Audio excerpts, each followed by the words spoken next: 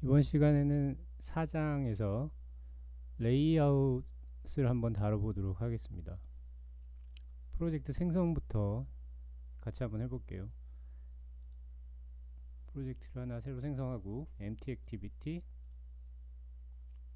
프로젝트 이름에는 베이직 레이아웃 정도로 하시면 될 것 같아요.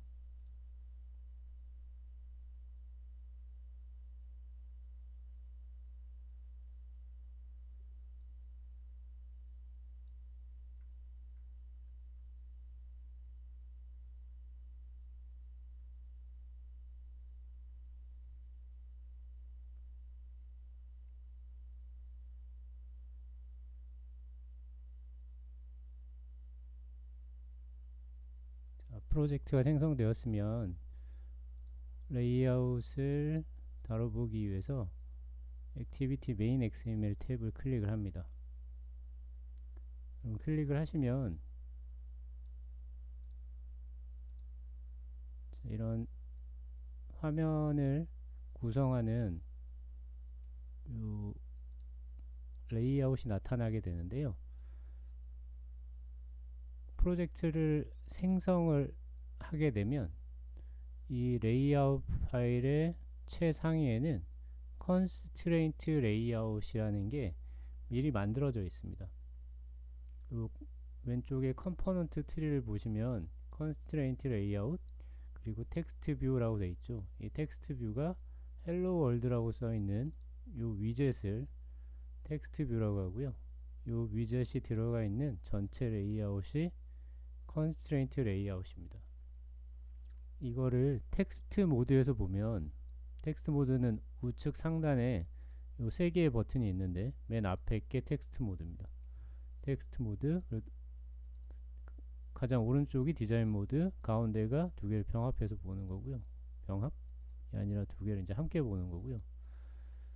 그래서 텍스트 모드를 들어가 보시면 최상단에 이렇게 태그 형태로 constraint layout이 정의되어 있는 게 보입니다. 지금 당장 텍스트 모드에서 코드를 수정할 필요는 없고요.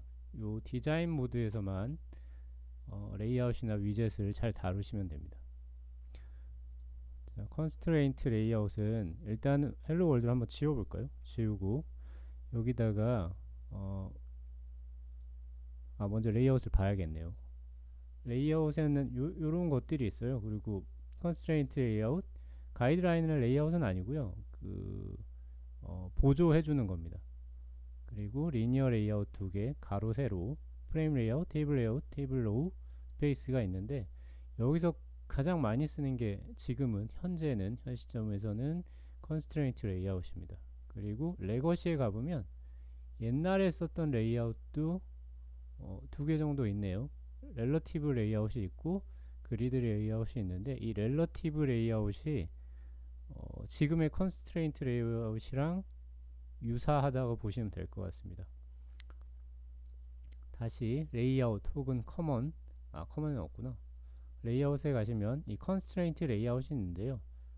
처음에는 아무것도 하지 않아도 이 XML 파일에 컨스트레인트 레이아웃이 들어가 있으니까 넣을 필요는 없고요. 다시 가장 많이 쓰는 것들이 이 커먼 카테고리에 있는데 이 커먼 카테고리에서 텍스트 뷰를 이렇게 화면에 드래그해서 가져다 놓습니다. 그러면 아까와는 다르게 이 빈 동그라미 화면을 좀 키울게요. 녹화를 해야 돼서 제가 화면 사이즈를 좀 작게 해서 여러분 잘 안 보일 수 있는데 화면을 좀 키우겠습니다. 자, 처음에 아무것도 없는 상태에서 위젯을 하나 컨스트레인트 레이아웃에 갖다 놓으면 이렇게 하얀색 동그라미가 생기는데요. 이 위젯과 레이아웃의 관계를 해주는 게 컨스트레인트라는 거예요. 그래서 컨스트레인트를 설정하는 방법은 뭐냐면은 이 하얀색 동그라미를 클릭한 상태에서 드래그해서 내가 이 연결할 위치에다 갖다 놓으면 이 컨스트레인트가 생성이 됩니다. 그리고 생성된 다음에 내가 이렇게 움직이면 자동으로 이 좌표 값이 매겨지게 돼요. 여기도 변하지만 여기도 변하죠. 다음에 오른쪽을 했으면 왼쪽도 같이 해줍니다. 그리고 자 오른쪽 왼쪽 했죠. 다음에 아래 위도 해주는데 저는 화면이 좀 잘려 보여서 녹화 때문에 여기서 드래그해서 연결하지 않고요. 요 오른쪽에 요 영역을 컨스트레인트 편집 영역이라고 하는데요. 여기다가 아니라 요 플러스 아이콘을 클릭을 하면 자동으로 가장 가까이 있는 곳에 네, 컨스트레인트를 연결을 해줍니다. 앵커 포인트라고 하는데요. 앵커가 될 수 있는 위젯이 됐든 레이아웃이 됐든 그건 상관이 없고요. 거기다가 연결을 해줍니다. 이렇게 356 아래도 연결하면 이렇게 연결이 되고요. 얘가 이걸 클릭을 해서 연결하면 그 앵커 포인트까지의 거리가 자동으로 계산되는데요. 내가 만약에 이거를 그냥 양쪽 앵커 포인트의 가운데 놓고 싶다 그러면 이 숫자 값을 0으로 맞춰주시면 돼요. 이 숫자 값의 의미는 뭐냐면은 패딩을 나타내고요. 만약에 0으로 하게 되면 양쪽이 0이니까 중간에 오게 되고 왼쪽 거를 이렇게 바꿔주면 왼쪽부터 컨스트레인트 시작이 32만큼 패딩된 곳에서 시작을 하는 겁니다. 아시겠죠? 다음에 100을 입력하면 100만큼 패딩된 곳에서 시작해서 여기서 0, 여기서 0이기 때문에 오른쪽으로 100만큼 밀려나는 거예요. 다시 이쪽으로 해보면 자 100이 되는 거고요. 그래서 레이아웃을 구성할 때는 대부분 어떻게 구성하냐면은 이렇게 스크롤해서 좀 위로 올릴게요. 왼쪽 위나 혹은 아래쪽에서 시작을 합니다. 그래서 꼭 두 개의 컨스트레인트는 왼쪽이랑 위쪽은 연결을 해놓고 시작해야 되는데 내가 네 군데에 다 컨스트레인트를 연결했는데 끊고 싶을 때는 이 컨스트레인트 편집 영역에서 동그란 점에다가 마우스를 오버를 하면 X 표시가 나타나요. 이거를 누르시면 컨스트레인트가 해제되고요. 다시 화면에서는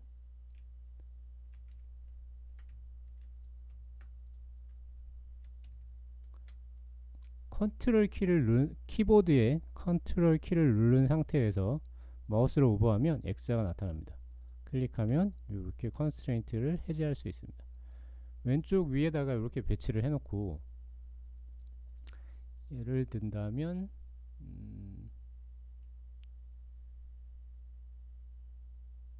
자, 위젯 시간은 아니지만 간단하게 여기다 이름을 하나 정의를 할게요. 로그인 화면이라고 치죠. 로그인 화면이라고 쳐서 아이디를 입력하는 하나 주의하실 게 내가 이제 요 텍스트 뷰나 버튼 같은 데다 값을 미리 입력해 줄 때 요 텍스트 속성에다 값을 주게 되는데요. 내가 아까 id라고 치고 엔터를 치게 되잖아요. 그러면 여기 자동 완성돼서 자, 이 id가 들어간 가장 유사한 게 id로 정의되어 있는데 그 id에 들어가 있는 값이 여기 들어가는 거예요. 그래서 id라고 치고 엔터를 치지 마시고 그냥 이렇게 밖으로 빠져나오시면 됩니다. 자, id 엔터는 치지 마세요. 절대로. 텍스트 값을 입력할 때는 이렇게 id라는 걸 입력하고 화면이 좀 잘 안 보이죠? 약간 더 늘려야겠다.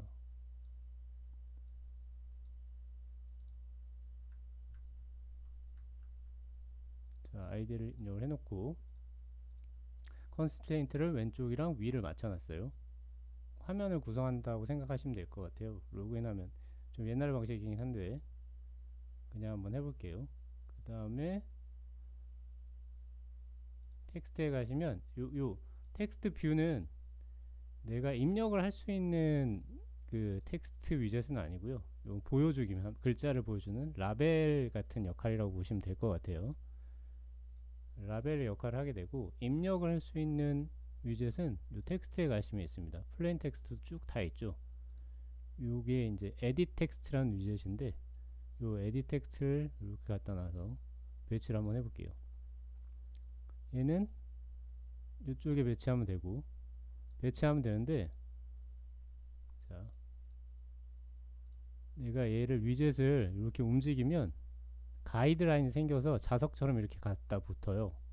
내가 미리 생성해 놓은 것 근처에 혹은 걔랑 정렬을 하고 싶으면 이렇게 자석처럼 달라붙습니다. 그래서 이 상태에서 왼쪽을 이렇게 연결해 주셔도 되고, 아니면 왼쪽을 기준이 되는 위젯에 왼쪽에다 이렇게 연결해 주는 게 더 좋습니다.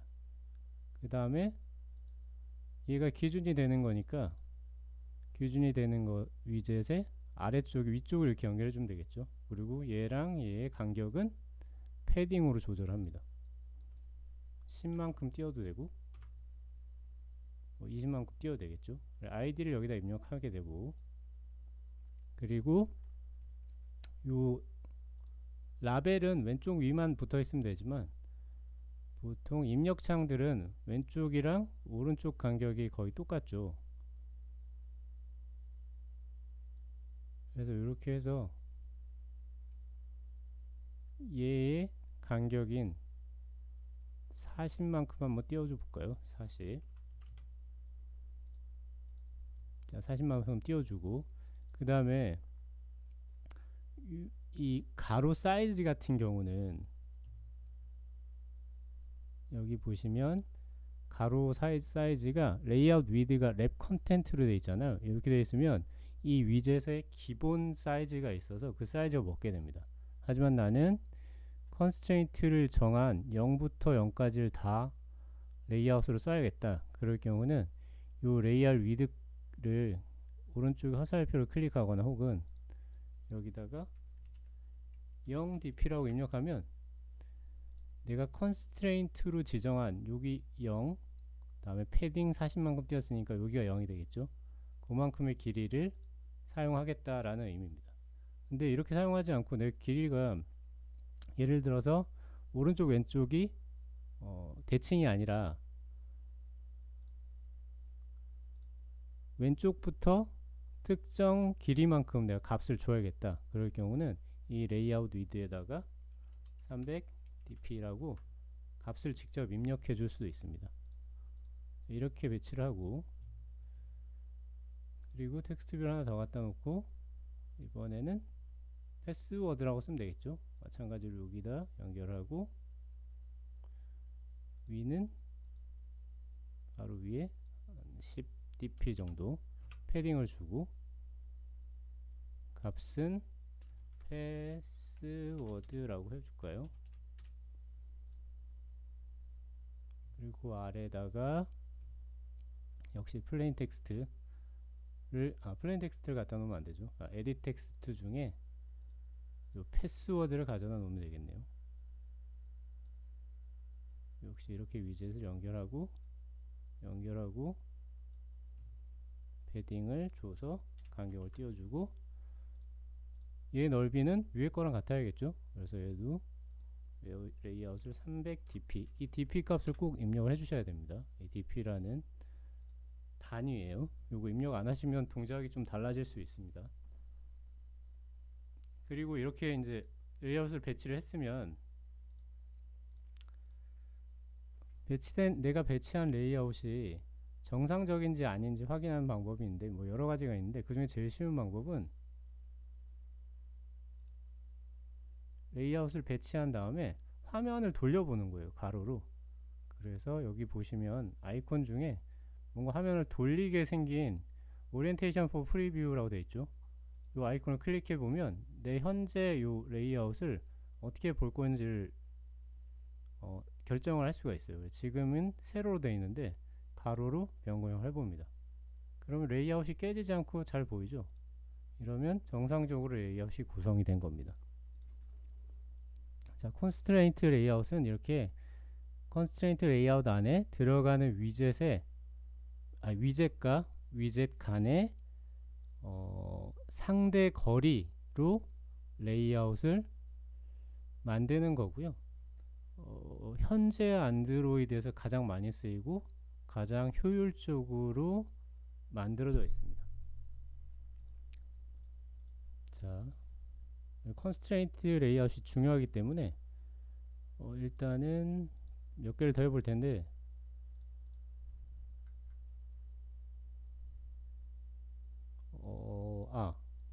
레이아웃이 정상적인지 확인하는 방법 또 하나는, 제가 이렇게 계층 구조로 만들어 놨잖아요. 맨 id라는 요 위젯에다가 다른 위젯들을 다 계층 구조로, 얘를 얘가 바라보고, 얘를 얘가 바라보고, 얘를 얘가 바라보게끔 이렇게 만들어 놨어요. 이렇게 되면 좋은 점은 뭐냐면은, 최상위에 있는 위젯을 움직이면 다 따라서 이렇게 움직입니다.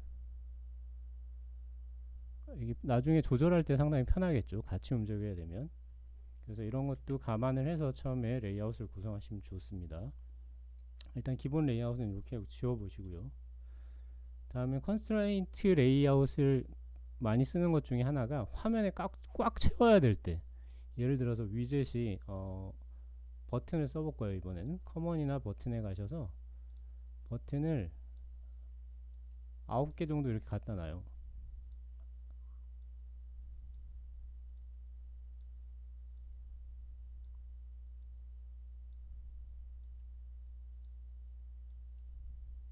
그리고 이거를 화면 전체에 같은 비율로 9개가 다 구성되게 하려면, 이거 일일이 레이아웃 이렇게 갖다 붙이고 얘 붙이고 또 붙이고, 뭐 이쪽은 나중에 이렇게도 붙여야 될 거고, 그 비율도 조정해야 되고 할 거 되게 많을 거잖아요. 요거를 쉽게 해주는 게 컨스트레인트 체인이라는 게 있습니다. 체이닝이 있어서 그 체이닝 기능을 사용하면 화면에 전체 위젯을 균일하게 배열할 때 아주 좋습니다. 먼저 가로 먼저 하고 세로 이렇게 따로따로 해야 되고요. 가로로 동일하게 배치할 요 위젯을 드래그를 해서 선택한 다음에 오른쪽을 클릭을 합니다. 그러면 체인스라고 있습니다. 체인스에 create horizontal chain이라고 있어요. 가로축 체인을 생성하겠다라는 겁니다. 생성해서 일단 체인을 걸어 주시고, 다음에 두 번째 라인, 그리고 세 번째 라인,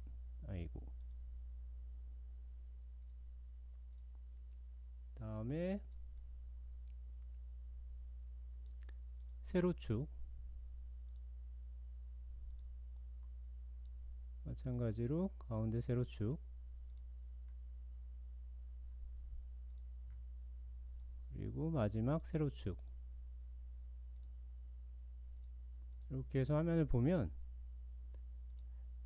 배치는 얼추 잘 된 것 같아요. 근데 사이즈가 꽉 차게 되지 않고 자체 사이즈로 돼 있죠. 아까 제가 뭐라고 말씀드렸죠?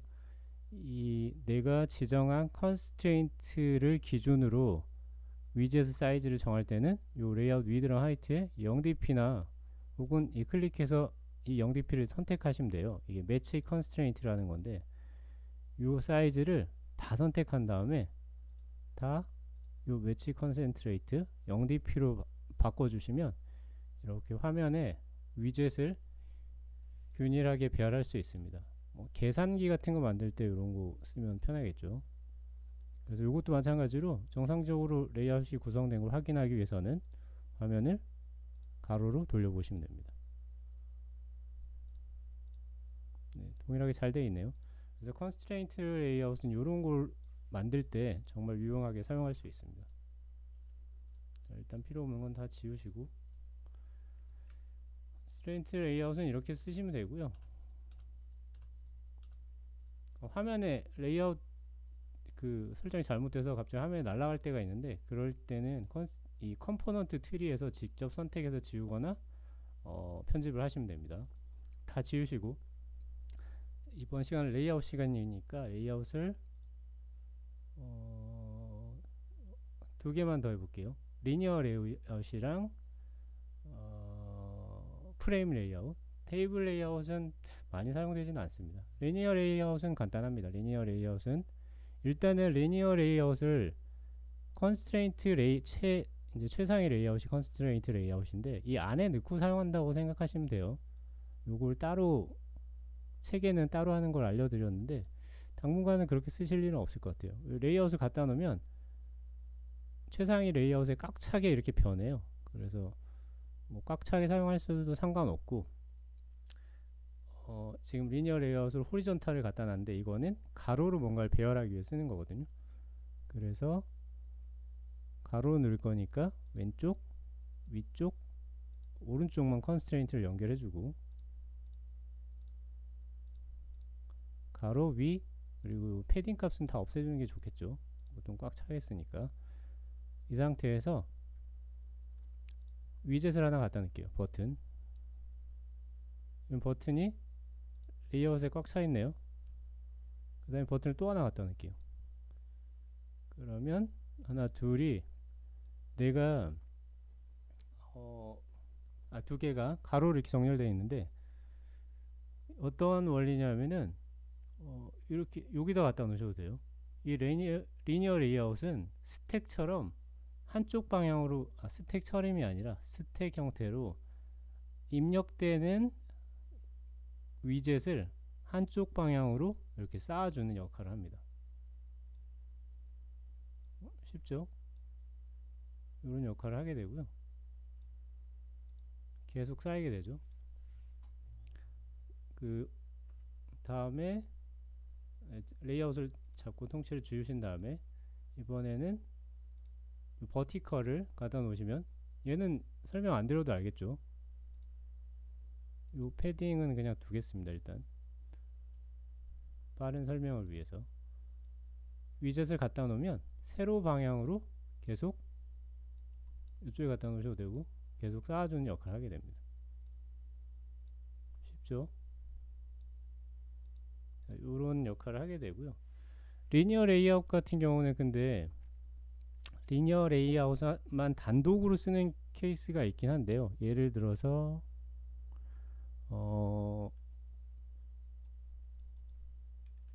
내가 호리존탈 레이아웃을 하나 만들고 리니어 레이아웃 호리존탈 하나 만들고 여기에 탭 메뉴를 4개를 구성해야 된다. 그러면 탭 메뉴처럼 탭 메뉴는 또 다른 위젯이 있는데 이렇게 사이즈가 특정될 때는 리니어 레이아웃만 단독으로 사용되기도 합니다. 이렇게 연결하고 높이 값은 랩 컨텐트로 해서 이렇게 맞춰줘야 되겠죠. 이 아래쪽에 또 다른 위젯이 이렇게 들어갈 수 있으니까요. 다른 위젯이 이 리니어 레이아웃 아래쪽에 그 자리를 뭐 꽉 차지하는 형태로 들어갈 수 있으니까요.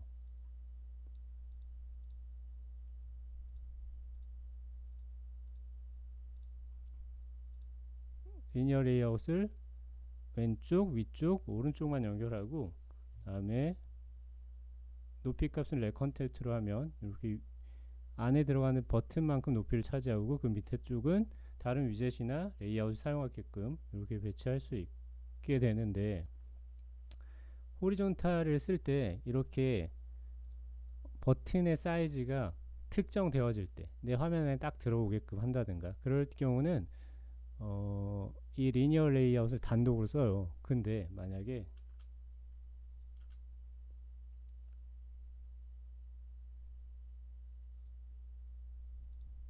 버티컬로 썼을 때 버티컬 레이아웃일 때 이때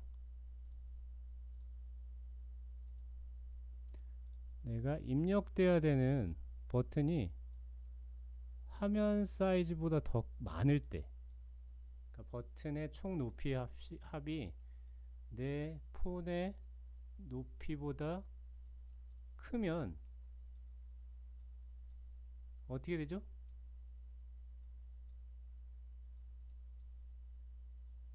어떻게 될까요? 여기는 들어가죠. 이렇게 들어가지는데 버튼이 보시면 얘도 지금 안 나오지만 화면에 잘리게 됩니다. 그리고 리니어 레이아웃은 기본적으로 스크롤 기능이 없어요. 그래서 이럴 때는 리니어 레이아웃을 이렇게 단독으로 사용하지는 않고요. 컨테이너인가? 컨테이너에 가시면 스크롤 뷰라는 놈이 있습니다. 이 스크롤 뷰를 화면에 먼저 배치를 하고 얘를 화면에 꽉 차게 배치를 한 다음에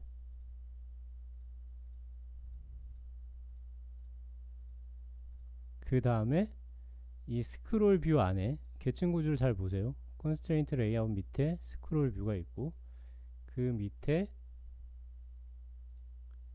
이 버티컬 호리존털 레이아웃을 넣어서 사용을 하게 됩니다. 왜 안 들어가? 아, 미리 하나 들어가 있네요. 깜빡했습니다 제가. 그래서 여기에다가 이제 하나씩 버튼을 갖다 놓으면 여기 화면에 잘 안 갖다 놔지면 요 컴포넌트 트리에 갖다 놓으시면 됩니다.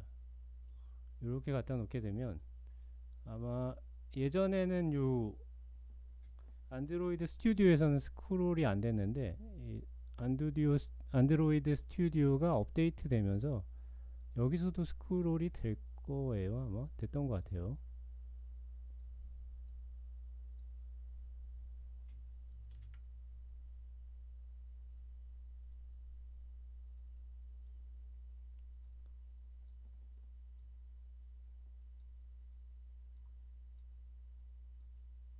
이렇게 이제 화면이 넘어갈 때까지 쭉 넣어보고 하나 더 넣어볼까요? 이렇게 된 다음에 스크롤을 해보시면 이렇게 스크롤이 됩니다. 그래서 리니어 레이아웃은 사이즈가 특정될 때 화면을 넘어가지 않는 범위 내라면 단독으로 사용하지만 스크롤 뷰와 그렇지 않은 경우는 스크롤 뷰와 함께 사용해야 된다 라는 걸 이제 알고 계시면 좋고요. 뭐 컨스트레인트 레이아웃도 마찬가지긴 한데 컨스트레인트 레이아웃을 그런 용도로 쓰지는 않을 것 같아요. 자, 그리고 마지막으로 제일 간단한 거 이 프레임 레이아웃이 있는데 이 프레임 레이아웃은 무슨 용도로 쓰냐면은 좀 특별한데 이 레이아웃을 통틀어서 가장 빠릅니다. 가장 퍼포먼스가 좋다는 거는 안에 구현된 뭐 기능 같은 게 별로 없어서 그래요. 이렇게 버튼 하나 갖다 놓으면 왼쪽 위에 붙잖아요. 그 다음에 텍스트 뷰를 하나 갖다 놓으면 요 위로 이렇게 중첩이 돼요. 또 다른 거 갖다 놓으면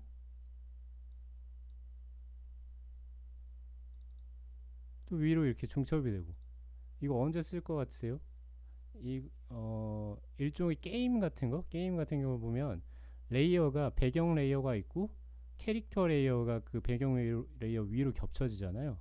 그렇게 레이어를 겹쳐서 써야 할 때 프레임 레이아웃을 사용하게 됩니다. 가장 빠르고 가장 좋습니다. 그리고 프레임 레이아웃은 이렇게 갖다 놓고 정렬을 해야 되는데 컨스트레인트 같은 기능이 없잖아요. 그래서 정렬을 할 때 뭘로 하냐면은 이 프레임 레이아웃에 정렬이 있는 게 아니라 프레임 레이아웃에 들어가는 이 위젯에 레이아웃으로 시작하는 속성이 있습니다. 레이아웃 위드 하이트 빼고요. 여기 어디 있냐면은 처음에 안드로이드 스튜디오를 설치하고 요 레이아웃 편집기를 열게 되면 오른쪽에 속성들이 다 안 나와요. 이거 보시면 맨 아래쪽이나 혹은 스튜디오 버전에 따라 좀 다를 수는 있습니다. 옛날 버전 같은 경우는 오른쪽 위에 있었고요. 여기 보면 어찌됐든 약간 굵은 글씨로 All Attributes라고 되어 있을 겁니다. 그러니까 일반적으로 많이 쓰는 거는 위쪽에 빼놨고요. 잘 쓰지 않는 거는 아래쪽이나 위쪽 버전 업데이트가 되면 다른 쪽으로 갈 수도 있어요. 어찌됐든 이 All Attributes를 찾아서 이 아이콘을 클릭을 하시면 내가 쓸 수 있는 속성이 이 버튼의 모든 속성이 나타나게 됩니다. 거기서 알파벳으로 정렬이 되어 있으니까 레이아웃으로 시작하는 놈이 있을 거예요. 레이아웃 그래비티라고 있네요. 이걸 클릭해서 센터를 클릭을 하시면 체크를 하시면 얘가 나를 포함하고 있는 부모 레이아웃의 센터로 정렬이 됩니다. 다음에 라이트를 누르면 어떻게 될까요? 오른쪽으로 가고 엔드를 누르면 끝으로 가고 요걸 체크해 보면서 테스트를 한번 해보면 됩니다. 자, 레이아웃은 그렇게 어렵지 않죠. 여러 가지 한번 테스트를 해보세요.